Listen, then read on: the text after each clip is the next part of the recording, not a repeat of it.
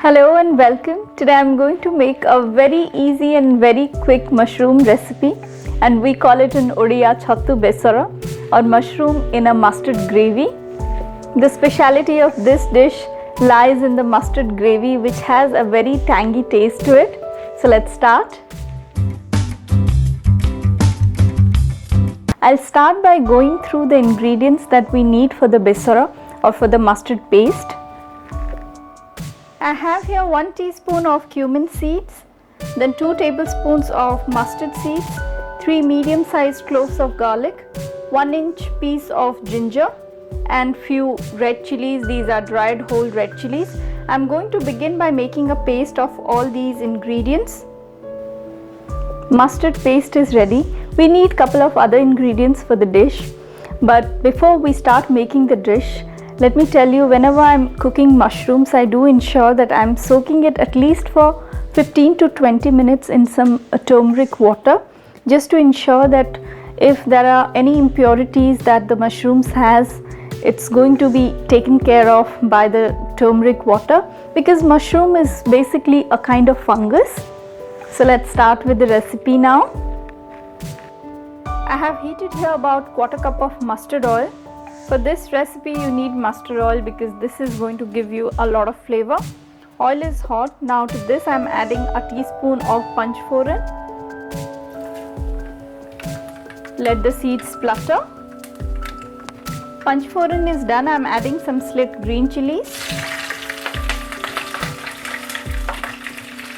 and some thinly sliced onions and give it a mix. And once the onions get a little golden, I'll add the mushroom and potatoes to it. Onion has turned a little golden. To this I'm adding the potatoes and the mushrooms. And the potatoes are cut into thin long pieces, almost like finger chips, but a little bit thinner. Now to this I'm adding the mushrooms.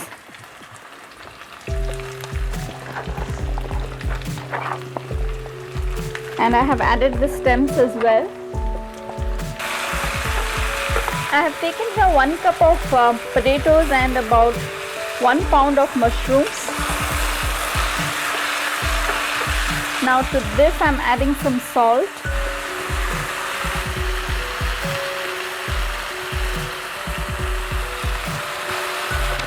And some turmeric powder, about a teaspoon of turmeric powder. You can see here the mushroom is oozing out so much of liquid or so much of moisture. I'm going to cook the mushrooms and potatoes like this for about a minute, and then I'll add the mustard paste to it. As soon as you add salt to the mushrooms, it's going to ooze out the moisture. I have been cooking this mushroom for about a minute now. To this I am adding the mustard paste, the mustard, cumin seeds, ginger, garlic paste and red chili. I also added some dried red chili to that paste. So that masala goes in, or mustard paste goes in. And after adding the mustard paste, cook it for about a minute, not more than a minute, because mustard paste will turn a little bitter if you overcook it. So stir it for about a minute and that's it. This would be done. Since I have already added the red chili to the paste, to the mustard paste, I'm not going to add any more red chili to it. But if you want to add some red chili powder, you can add it at this point. After stirring it for about a minute, I'm adding here some dry mango soaked in some warm water. This will give that tartness which is really amazing in this recipe. The taste comes from this piece of dry mango. But if you don't have dry mangoes, then you can add some tomatoes or tamarind, anything to make it a little sour. So I'm adding here about 1/2 cup of water. And once this gravy comes to a boil, I'll cover the lid and let it cook on low heat for about 10 minutes, and by the time the potatoes will be completely cooked through and it'll be very tender.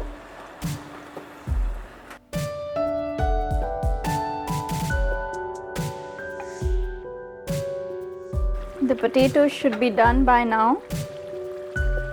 Yeah, it's done, completely cooked through.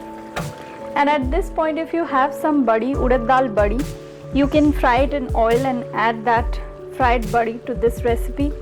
I normally add it, but today I don't have badi, so I'm not going to add any.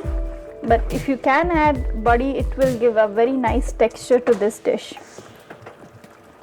And if you want to reduce the gravy further so that you have a very dry chattu besara, you can do it, but I like it with a little gravy, so I'm not going to reduce it further. For me, this is done. I'm going to serve it now.